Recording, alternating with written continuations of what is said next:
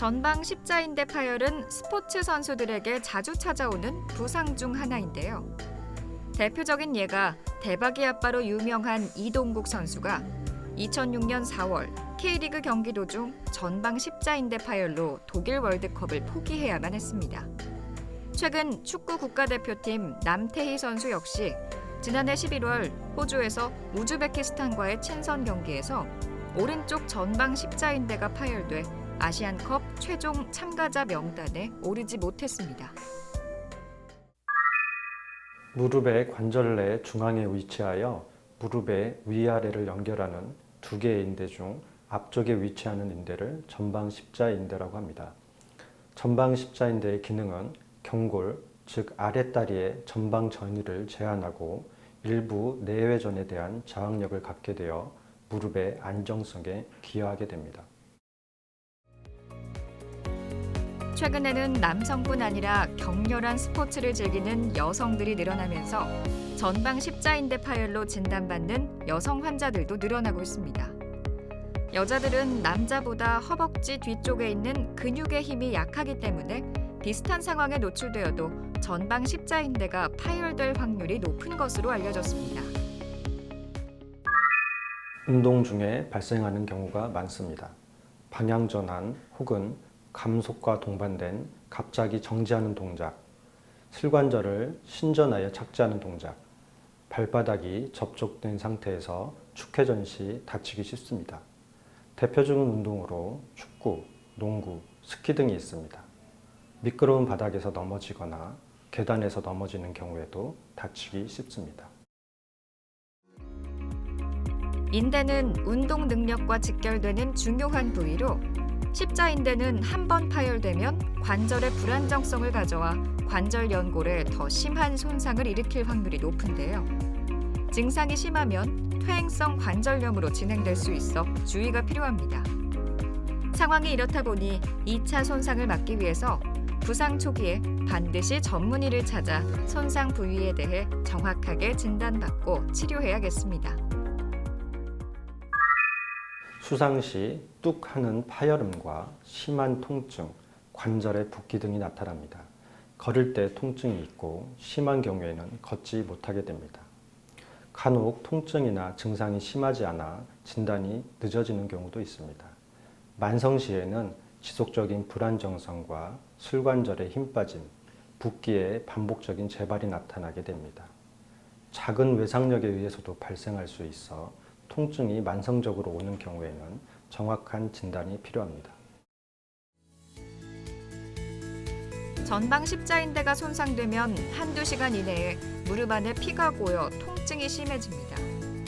3일에서 4일 정도 안정을 취하면 통증과 붓기가 점점 가라앉기 시작하여 2주 정도의 시간이 지나면 보행은 가능할 정도로 통증이 회복되는 경우가 많은데요.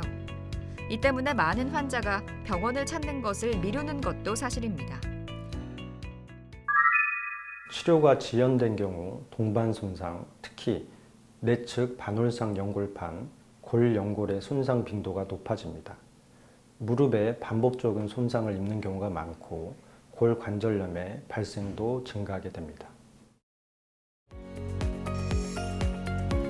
전방 십자인대 파열 시 뚝 하는 파열음이 발생하게 되는데 일반적인 발목이 삐끗하는 경우와는 다르게 무릎의 통증이 심하게 나타납니다. 여기에 관절의 불안정성으로 보행이 어려운 경우가 대부분인데요. 만약 이 같은 상황이 발생한다면 움직여서 걸으려 하기보다는 응급처치를 하고 가까운 병원으로 이동하는 것이 좋겠습니다. 전방 십자인대 파열 시 취할 수 있는 응급처치로는 대표적인 것이 RICE 요법인데요. 첫째, R, Rest, 휴식 후 안정을 취하며 둘째, I, Ice, 손상 부위에 냉찜질을 해줍니다.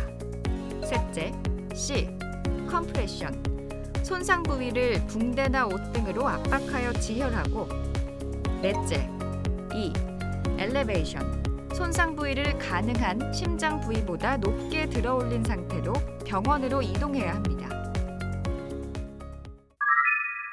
불안정성의 정도, 동반 손상의 종류, 환자의 나이와 수상 전 관절염의 정도, 환자의 수상 전 활동 정도와 회복 이후의 활동에 대한 기대치 등을 고려하여 치료 계획을 세우게 됩니다.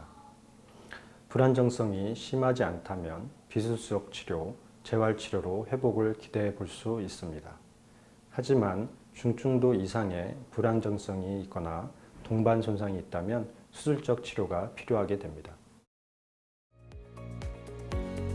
전방 십자인대의 70% 이상 완전 파열이나 무릎 불안정이 심하면 새로운 인대를 이식하는 재건수를 받게 됩니다. 이때 사용되는 힘줄이 본인의 것이면 자가건, 다른 사람의 것이면 동종건으로 불립니다. 수술은 큰 절개 없이 관절 내시경으로 들여다보면서 시행되며 인대가 정상적으로 위치하는 뼈 부위에 터널을 뚫고 이 터널에 이식물을 통과시켜 고정하는 방식으로 이루어집니다. 전방 십자인대 수술에는 봉합술이 결과가 좋지 않기 때문에 인대를 이식해주는 재건술을 시행하게 됩니다. 크게 두 종류로 나뉘는데 환자의 무릎 주위의 인대를 사용하는 자가 이식물과 다른 분이 기증하신 인대를 사용하는 동정 이식물로 나눌 수가 있습니다. 자가 이식물은 치유력이 좋다는 장점이 있으나 공여부에 불편감이 남아있을 수 있기 때문에 직업 및 즐기는 운동에 따라서 신중히 결정해야 합니다. 동정 이식물의 장점은 공여부에 증상이 없고 상처가 작고 수술 시간이 적고 수술 후 통증이 적은 장점이 있으나 비용 및 면역 반응 등의 부작용, 지연 치유 등의 단점이 있습니다. 회복 시에는 임상적 차이는 없는 것으로 되어 있어 수술 시 담당 전문의와 상의 후 결정하시는 것이 좋겠습니다. 전방 십자인대 파열 수술 후 약 4주 동안은 이식한 인대가 안정될 수 있도록 충분한 휴식이 필요합니다. 또한 수술의 성공 여부는 수술 후 관리를 어떻게 했느냐에 따라 달라질 수 있는데요. 통증을 감소시키고 무릎 관절 가동 범위와 근력의 체계적인 회복을 위해선 재활 치료를 받아야 합니다. 이식물의 강도는 재건술 직후에 가장 강하고 수술 후 6주째까지 약해지다가 8에서 10주에서 인대세포의 증식이 이루어지게 되며 이후 수개월에 걸쳐 강해지게 됩니다. 따라서 재건술 후 무리한 재활은 불안정성을 유발할 수 있기 때문에 적절한 재활을 시행해야 합니다. 수술 후 실관절 재활 운동을 바로 시작하며 CPM이라는 관절 운동기로 가볍게 시작하게 됩니다. 3, 4주간의 목발 보행이 필요하며 보조기 착용이 필요합니다. 점진적인 관절 강화 운동 및 허벅지 강화 운동을 하게 됩니다. 수술 후 6개월째 근력이 건축의 80% 이상이 되면 정상 활동에 복귀하게 됩니다. 여기서 잠깐! 잘못된 의학 상식을 바로잡아 건강도 지키고 상식도 키우는 Yes or No. 전방 십자인대 수술을 받으면 이전의 상태로 돌아갈 수 없나요? No, 아닙니다. 적절한 시기에 제대로 된 수술, 확실한 재활 치료를 받으시면 다치시기 전 상태로 돌아가실 수 있습니다. 잘못된 의학 상식 깨치기 Yes or No 두 번째. 전방 십자인대 수술은 빨리 할수록 예후가 좋아지나요? 예, 맞습니다.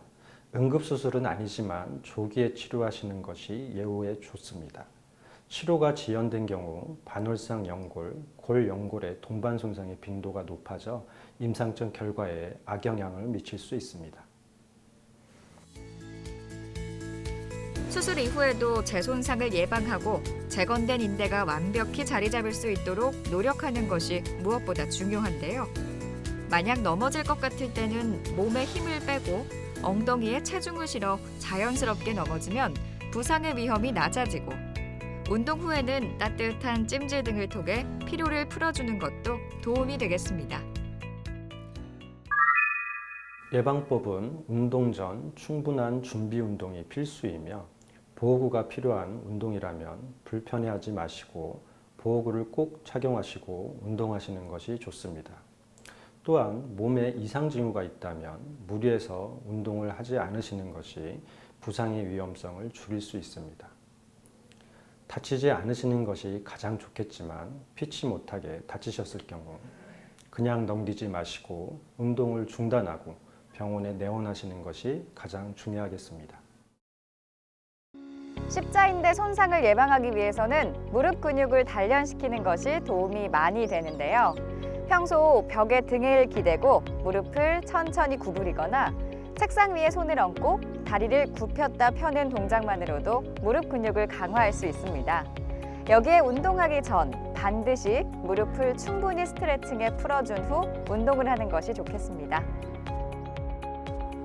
메디컬 플러스 오늘 준비한 소식은 여기까지입니다. 다음 시간에 새로운 소식으로 다시 찾아오겠습니다.